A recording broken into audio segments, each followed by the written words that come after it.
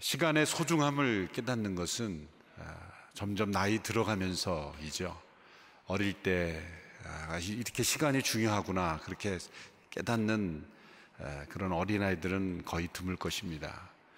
나이가 들어가면서 한 해 두 해 가면서 나이 들어간다는 것이 무엇인지를 깨달아가면서 우리는 시간이 얼마나 소중한지를 깨닫게 됩니다.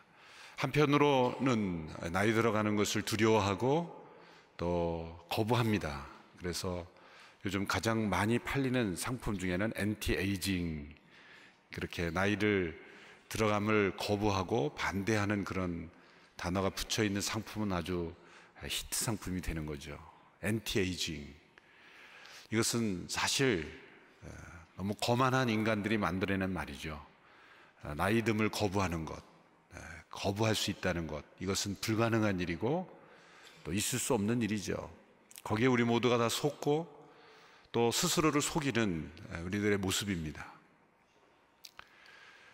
나이 들어가면서 많은 사람들은 소외감을 느끼게 됩니다. 사람들이 점점 나를 피하는 것 같고 또 이 사회에도 모든 것을 성취 중심, 또 생산성 중심, 또 존재보다는 소유 중심, 이런 사고방식으로 세상이 살아가고 있기 때문에 점점 나이 들고 기력이 쇠하는 그런 노년의 때에 있는 분들을 무시하고 소외시키고 또 인정하지 않는 그런 분위기가 어느 사회든지 다 존재합니다. 그래서 어느 시편의 기자는 이렇게 자신의 노년의 때를 한탄하며 이런 고백을 했습니다. 다른 번역으로 읽어보면 이렇습니다. 거리에서 만나는 이마다 나를 피하여 갑니다. 내가 죽은 사람이라도 된 것처럼 나는 사람들의 기억 속에서 잊혀졌으며 깨진 그릇과 같이 되었습니다. 얼마나 깊은 소외감과 또한 외로움을 느끼고 있습니까? 죽은 사람이라도 된 것처럼 사람들이 피하여 간다는 거죠. 사람들의 기억 속에 잊혀져 가는 것, 사람들로부터 소외되고 심지어 가까운 사람들로부터도 소외되고, 결국은 이런 소외감 속에서 이 노년에 맞이하는 이 기자는 자기 자신까지도 소외시킵니다. 그래서 자기 자신을 어떻게 고백합니까? 깨진 그릇과 같이 되었다. 깨어져 버린 그릇, 사용할 수 없이 깨져버린 그릇, 내 인생은 이제야 이르러 깨진 그릇이 되었지 않았나. 이것은 자기 자신을 소외시키는 그러한 고백인 것입니다. 이렇게 많은 사람들이 노년에 이르러서 점점 밝은 빛으로 나가기보다는 어둠 속으로 빠져들어가는 같은 그러한 안타까운 고백을 하게 되는 것입니다. 이것은 왜 이럴까요? 과거만을 되돌아봤기 때문입니다. 지나온 세월만을 되돌아봤을 때, 과거만을 되돌아봤을 때 사람은 허물을 느끼게 되고 내가 무엇을 향해 달려왔는가 라고 느낄 수밖에 없는 것입니다. 오늘 우리가 함께 읽은 시편 90편에는 나이 듦의 의미가 무엇인지, 우리가 어떻게 엔티에이징이 아니라 나이 듦을 사랑하고 나이 듦을 기뻐하고 또 나이가 더 들수록 만족하고 또 나이가 더 들수록 밝은 빛으로 나아갈 수 있는지, 어떻게 인생을 사랑하며 기뻐하며 만족하며 살아갈 수 있는지, 이 이유와 그 원리가 우리에게 잘 고백되어 있습니다. 그는 먼저 하나님에 대한 고백으로부터 시작합니다. 1절 2절의 말씀을 보십시오. 1절 2절 말씀 같이 읽습니다. 시작. 주여, 주는 대대에 우리의 거처가 되셨나이다. 산이 생기기 전, 땅과 세계도 주께서 조성하기 전, 곧 영원부터 영원까지 주는 하나님이시니이다. 하나님에 대한 고백으로 시작합니다. 그는 하나님을 믿는 영혼이었고, 모세는 그 하나님을 이렇게 고백합니다. 영원부터 영원까지 주는 하나님이십니다. 영원부터 영원까지 하나님의 이 영원하심, 하나님은 시작과 끝이 없으신 분입니다. 하나님께서 태초에 인간을 창조하시고 만물을 창조하셨지만 태초부터 하나님이 계신 것은 아닙니다. 태초에라는 말은 하나님께 해당되지 않는 것이죠. 하나님은 시작이 없으신 분입니다. 태초 그 이전에 태초가 또 있었는가? 없었습니다. 하나님께는 이 시작이라는 단어조차 해당되지 않는 분입니다.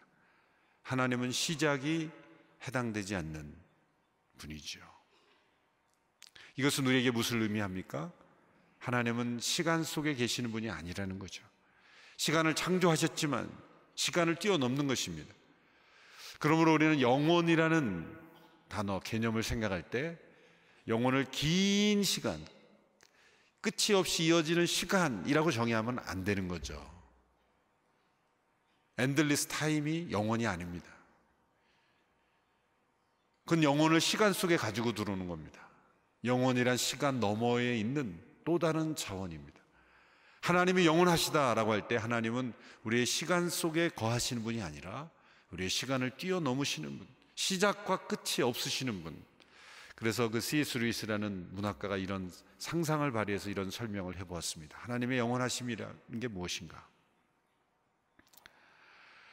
하나님 그의 영원성을 설명할 때 우리가 이런 상상을 해보십시오. 큰 이 흰 종이가 무한대로 펼쳐져 있는 흰 종이 위에 여러분이 2cm의 선을 한번 긋는다고 생각해 보라. 그 선을 긋기 시작한 시점부터 끝나는 시점이 있다. 그게 바로 우리의 시간이다. 그것과 비교할 수 없이 무한대로 펼쳐져 있는 그 백지, 하나님의 영원이다. 그러므로 우리가 경험하는 시간은 하나님의 영원하심의 한 점에 불과한 것이다. 영원과 비교할 수 없는 그 시간, 하나님은 그 시간 위에 계시는 하나님이시죠. 그러므로 하나님께는 과거와 현재와 미래가 존재하지 않습니다. 과거와 현재와 미래는 시간 속에서만 주어지는 거죠. 우리는 과거를 되돌아보며 또한 미래를 내다보며 시간 속에 살아가고 있습니다. 하나님께는 과거와 현재와 미래가 해당되지 않습니다. 그 중세 신학자 보에티우스라는 분이 또 이것을 이렇게 설명해 보았습니다. 우리가 역사를 살아가는 것은 등반을 하는 것과 같다. 그런데 하나님께서는 산 정상에서 우리가 등반에 오르는 모든 것을 다 보고 계시는 거예요. 우리의 과거를 보고 계시고 현재를 보고 계시고 미래를 보고 계세요. 그러면 하나님께는 과거, 현재와 미래가 존재하지 않고 영원한 현재만 존재할 뿐이다. 영원한 현재만 존재할 뿐이다 라는 거죠.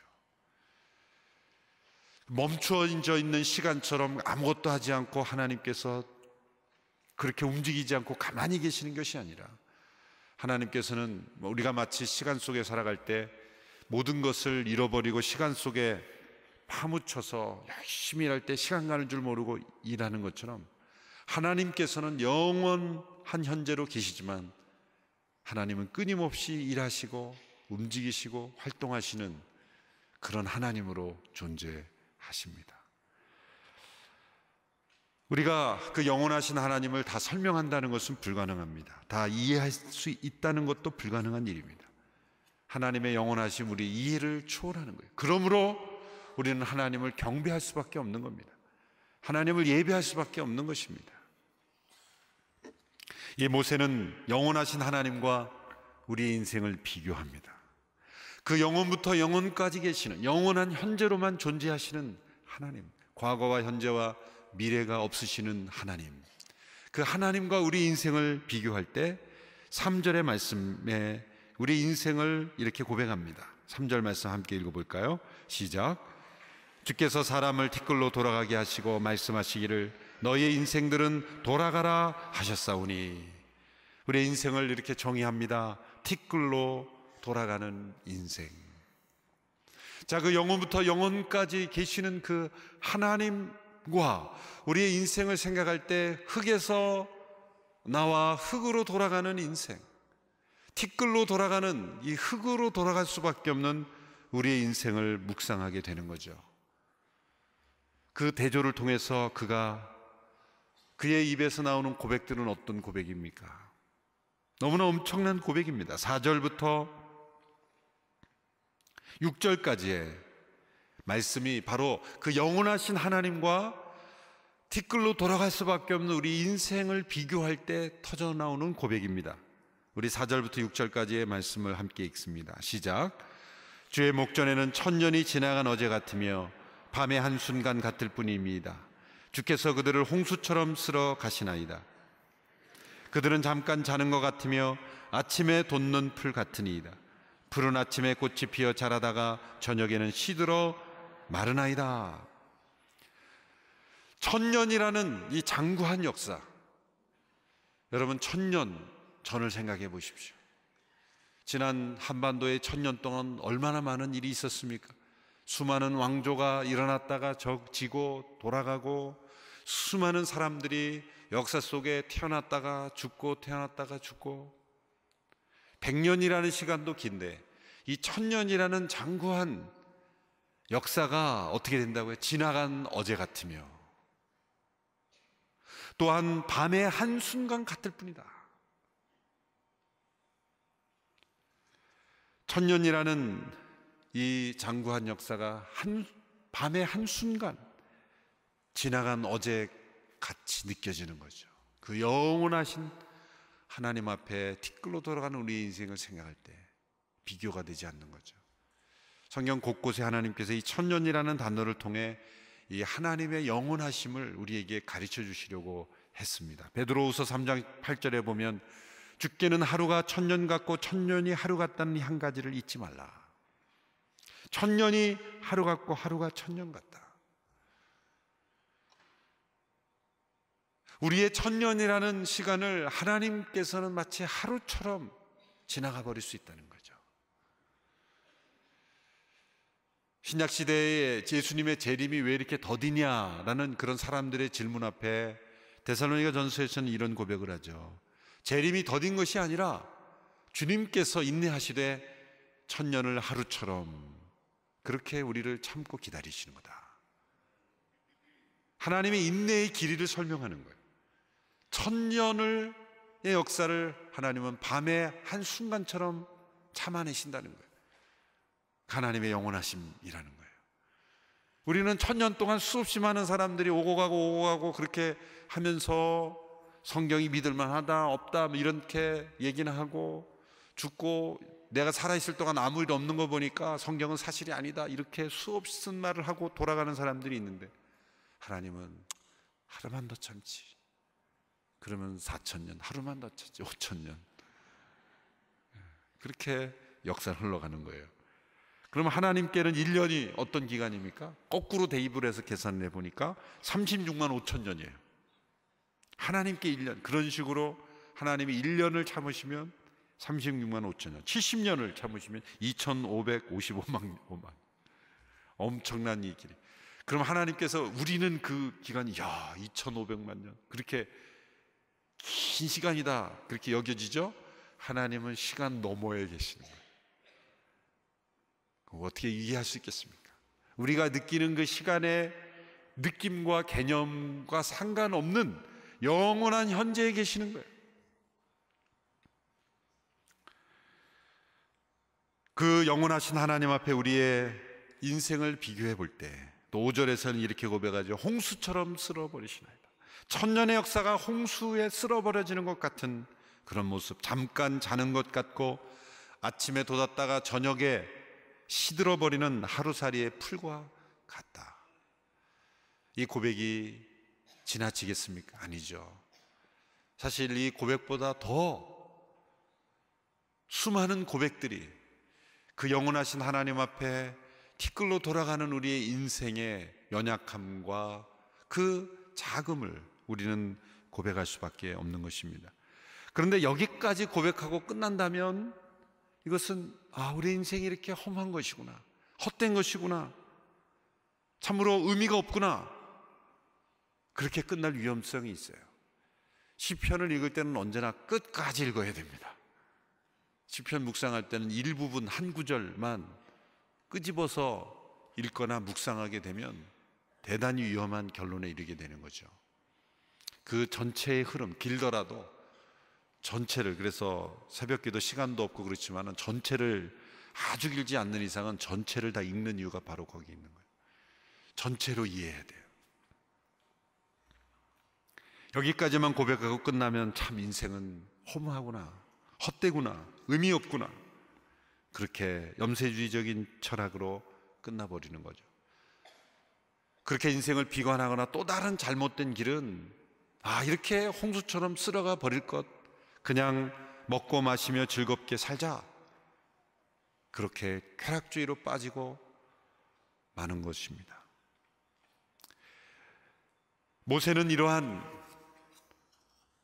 소멸, 이러한 헛된 것처럼 보이는 그러한 그 인생과 역사를 생각하면서 그 원인을 고백합니다.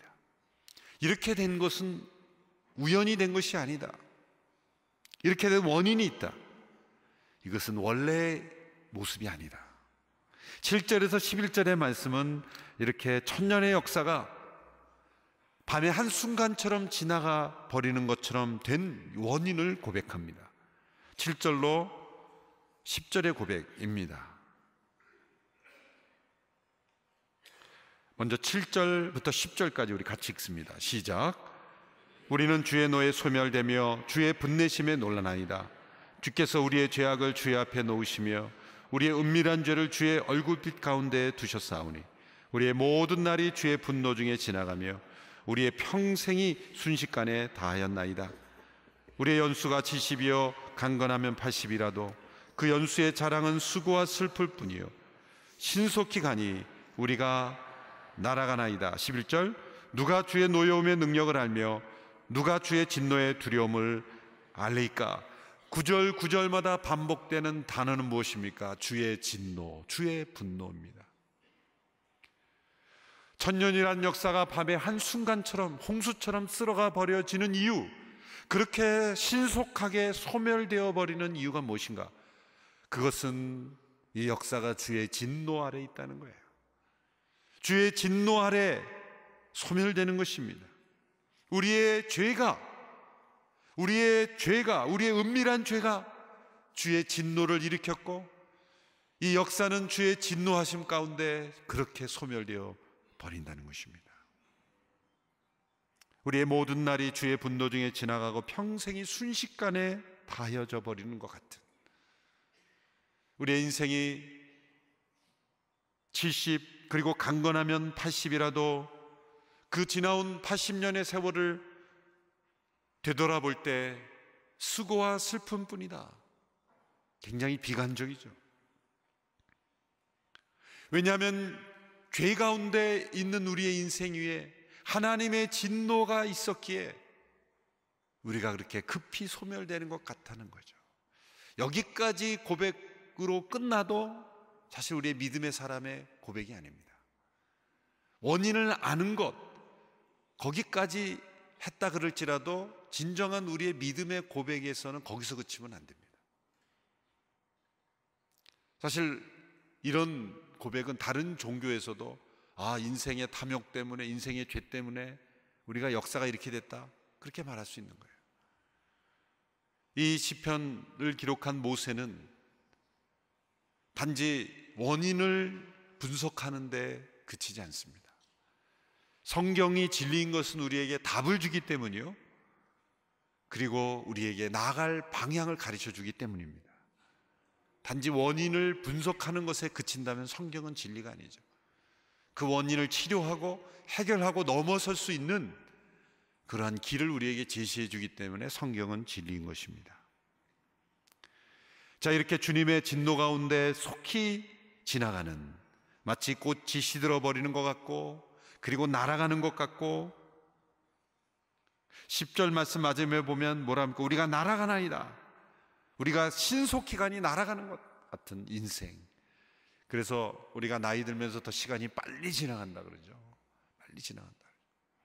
미국에서는 20대는 20마일, 30대는 30마일, 50대는 50마일로 달려간다, 그런 비유도 있습니다.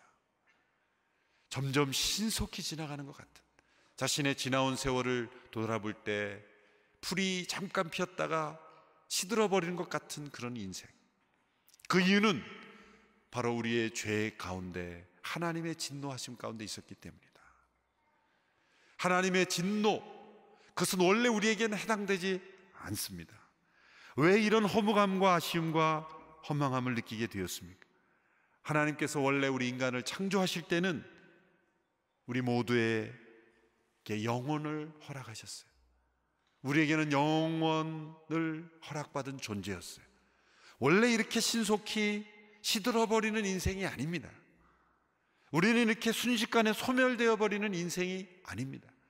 하나님께서 영혼부터 영혼까지 하나님이시라면 하나님이 창조하신 우리의 인생도 또한 영혼부터 영혼까지 인생이어야 하는 거예요. 올바른 상태가 아닙니다. 원래 이런 상태가 아닙니다. 하나님께서 원래 의도하신 상태가 아니라는 거죠. 우리의 죄가 하나님의 진노를 일으켰고 이 역사 가운데, 인류 가운데 하나님의 진노하심이 있기에 우리가 이렇게 소멸되어 간다는 것입니다. 그러므로 지나온 세월을 되돌아볼 때 아쉽고 허무하고 그런 안타까움을 느끼는 이유가 뭡니까?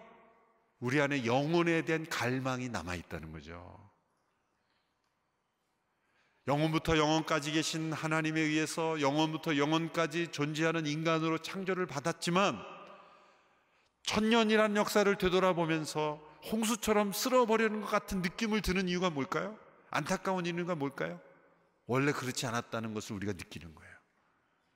원래 이거 아닌데 왜 이렇게 빨리 가지?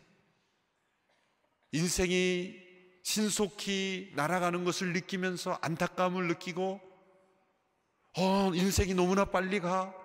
이 시간이 소중하다는 걸 깨닫고 그리고 너무나 중요하다는 것을 깨달아 안다는 것은 우리 모두가 다 영혼을 사모하는 마음, 영혼에 대한 갈망이 우리 마음속에 남아있다는 거죠.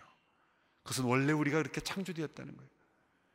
여러분, 이 세상에 빨리 지나가는 인생, 신속히 지나가는 인생에 우리가 만족하지 못하는 것은 우리가 영원한 존재로 지음받았다는 증거입니다. C.S. 루이스라는 분이 그런 유명한 말을 했죠. 이 세상에서 결코 만족할 수 없는 갈망이 우리 안에 있다면 그것은 우리가 다른 세상을 위해 지어졌기 때문이라고 보는 것이 타당한 것이다. 여러분, 이 세상 속에 얻을 수 없는 것에 대한 갈망이 우리 마음속에 있습니까? 그것은 우리가 영원한 존재로 지음을 받았기 때문입니다. 왜 이 세상 속에 많은 갈등과 문제가 일어납니까? 그것은 우리가 영원한 존재로 지음받았기 때문이에요. 자꾸 이 세상 속에 비현실적인 기대로 우리는 살아가죠. 영혼을 잃어버렸기 때문이에요. 우리 모두는 다 영혼 망각증에 걸려있는 인생이에요. 영혼을 잃어버리고 살기 때문이에요. 우리가 어떠한 존재로 지음받았었는지를 잊어버리기 때문에 우리는 허무함을 느끼게 되는 것입니다.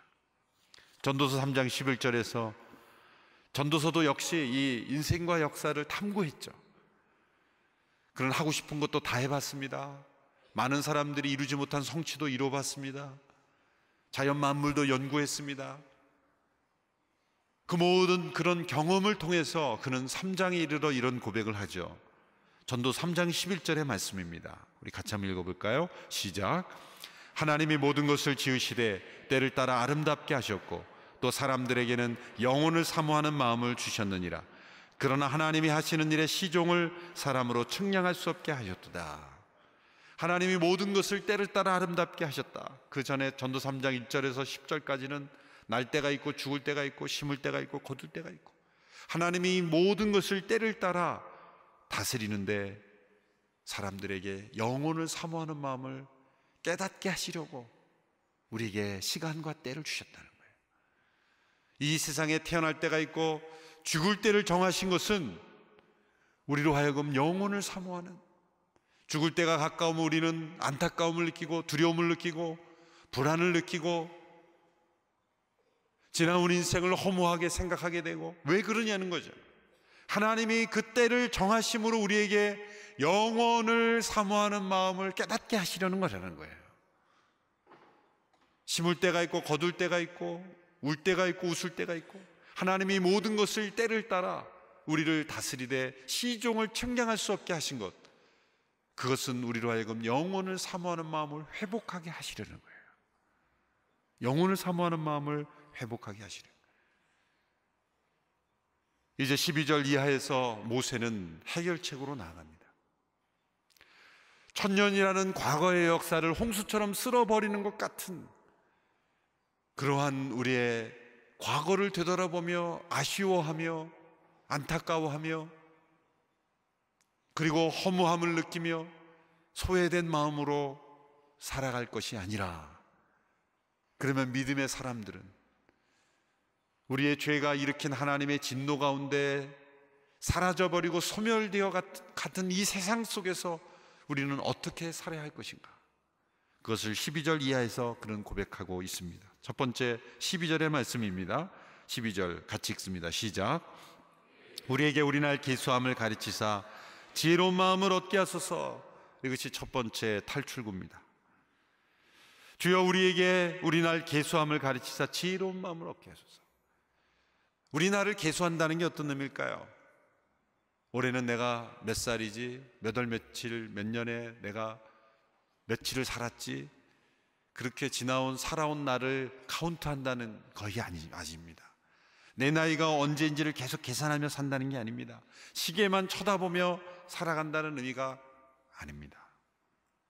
그것은 결론적으로 말하자면 우리가 매일매일을 우리 인생의 마지막 날일지라도 우리에게 영혼을 양속하신 그 영원한 생명을 주신 하나님이 계시기에, 하나님이 어느 때를 나의 마지막 때라고 정할지라도 우리는 그 영혼에 접붙인 인생이기 때문에 우리는 후회 없이 그 영혼을 향하여 나아갈 수 있다는 거예요.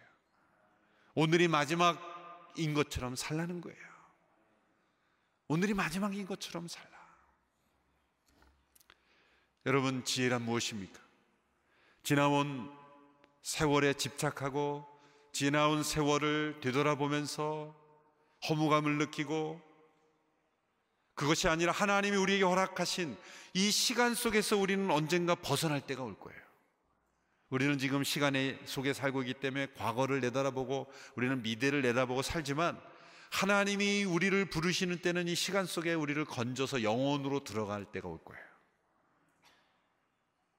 그렇다면 우리는 어떤 면에서 미래도 필요 없는 거예요. 그냥 영혼으로 올라가는 거예요.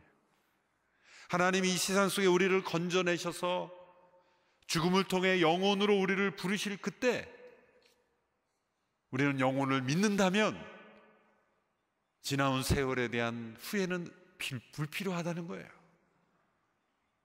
여러분, 영혼으로 들어가실 준비가 되어 계십니까? 준비가 되어 있다면 지금 영혼을 사는 거예요. 여러분, 우리가 천국이 우리 가운데 왔다라는 것은 죽은 이후에 천국부터 그때부터 시작된다는 게 아니에요. 하나님 나라가 왔다라는 것, 우리가 영생을 얻었다는 것은, 영생을 생각할 때 우리는 시간이 계속 이어진다 이렇게 생각해요. 우리가 지금 살고 있는 시간이 계속 이어진다고 생각하니까 천국이 별로 그립지 않은 거예요. 우리가 이 세상 속에서 경험하는 것의 연장이라고 생각하면 별로 천국이 소망이 되지 않아요. 그래서 심지어는 천국에서 뭐 합니까? 그럼 영원히 하나님을 예배합니다. 그러면은 사람들의 기대가 싹 사라져요. 주일마다 그렇게 예배가 지겨운데 이렇게 졸립고 지겨운 예배를 영원히 한단 말인가? 벌써 이 시간 속에 잘못 우리가 사로잡힌 거예요. 우리가 영원히 하나님을 예배한다는 우리가 시간 속에 경험하는 그런 경험과 차원이 다른 세계로 들어가는 거죠. 우리가 우리의 인생의 마지막 날이 언제이든지 간에 그때부터 영혼을 살기 시작하는 게 아니라 그 영혼을 믿는다면 매일매일을 우리는 영혼을 살 수 있다는 거예요.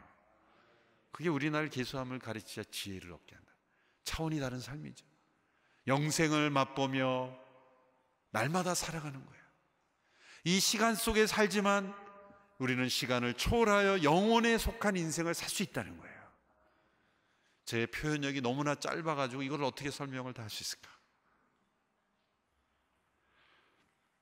매일매일 이 세상, 이 시간 속에 있는 세상에 대한 집착, 후회, 두려움을 버리고 오늘이 마지막 시간이지만 두렵지 않은 것은 우리에게는 영원한 생명이 있기 때문이다. 어느 성도님이 죽음을 앞두고 있었습니다.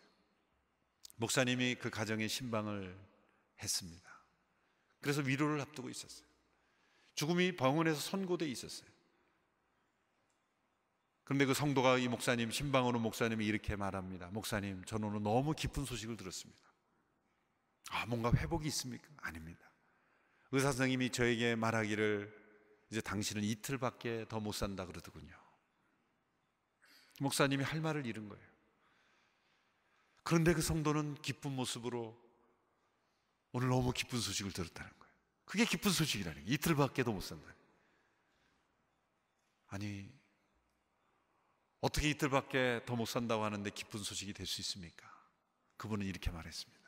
목사님, 저는 매일매일 오늘이 마지막인 줄 알고 살았습니다. 오늘밖에 없다고 생각하고 매일매일을 살았는데 이틀을 더 산다고 하니 2배나 더 사는 것 아닙니까?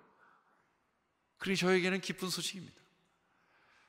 저는 이 고백이야말로 이 땅에서 영원한 생명을 사는 사람의 고백이라고 믿습니다. 이런 고백이 없으면 수천 년을 살아도, 만약 우리 인생이 1000년, 2000년, 3000년을 사는 인생이라 할지라도 되돌아보면 밤에 한 순간 같고 홍수처럼 쓸어버리는 것 같고 아침에 돋았다가 져버리는 풀과 같이 허무한 밖에 느껴지지 않는 거예요. 그러나 짧은 인생을 살아도 매일매일 우리는 영원한 생명 가운데 살고 영혼에 잇대어 사는, 영혼에 속한 삶을 살면 짧은 인생을 살아도 우리는 매일매일이 마지막인 줄 알고 살 수 있고, 이틀을 더 산다고 한다면 그것이 우리의 기쁜 소식이 될 수 있는, 영원한 생명이 우리에게 있기 때문이죠. 그런 고백을 할 수 있어야 되는 거죠. 그 다음에 두 번째 해결책은 뭡니까? 이런 기도를 드리는 겁니다. 14절의 고백입니다. 14절 같이 읽습니다. 시작. 아침에 주의 인자하심이 우리를 만족하게 하사 우리를 일생 동안 즐겁고 기쁘게 하소서. 아침에, 이 아침은 매일매일이 마지막인 줄 알고 사는 아침, 그 아침에 하나님의 인자하심을 구합니다. 아침마다 주의 인자하심으로 만족합니다. 지나온 세월을 돌이켜볼 때 그런 영원한 생명에 대한 믿음이 없이 과거를 되돌아보면 너무 허무하고 쓸데없는 것 같고, 그리고 헛되다 고백했던 전도자의 고백밖에 나오지 않아요.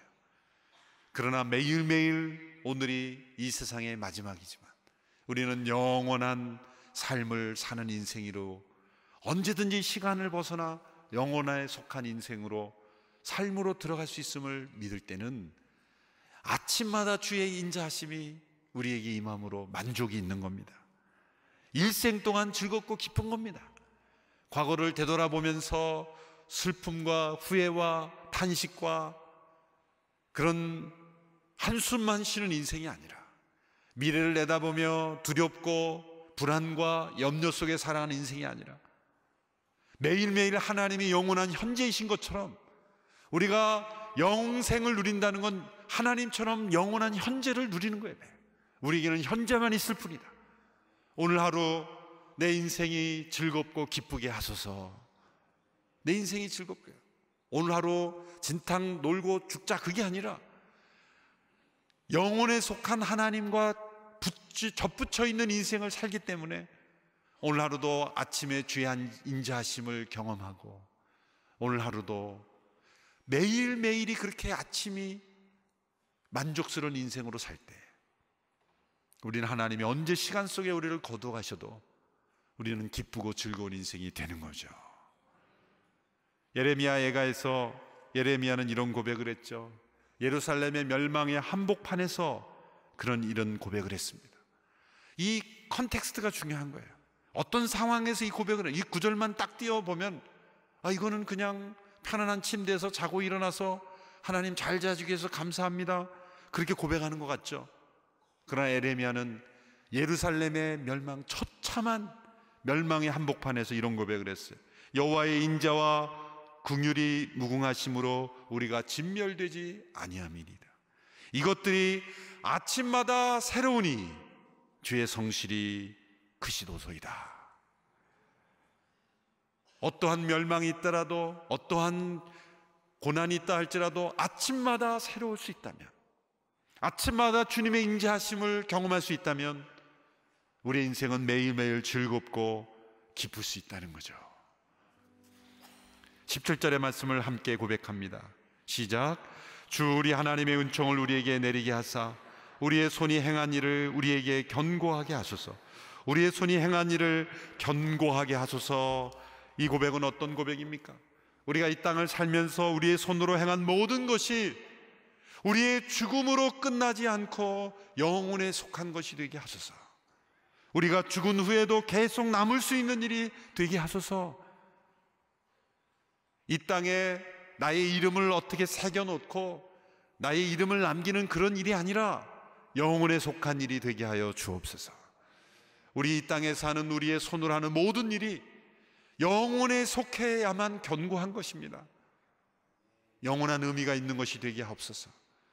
내가 하는 일이 영혼이라는 관점에서 볼 때 흔들리지 않아야 그게 견고한 것입니다.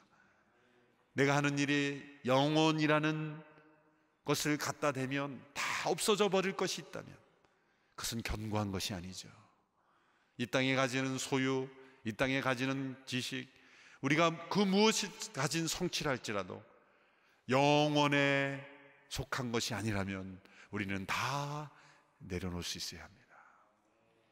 그리고 영원한 의미가 있는 것, 영원한 생명에 속한 것, 그것으로 날마다 우리의 인생이 견고해지는 우리의 인생이 되기를 축원합니다. 주여 우리에게 우리날 계수함을 가르치사 지혜를 얻게 하소서. 아침마다 주의 인자하심으로 만족해서 우리의 일평생이 기쁘고 즐겁게 하소서. 우리의 손으로 행한 모든 일이 견고한 것이 되게 하여 주옵소서.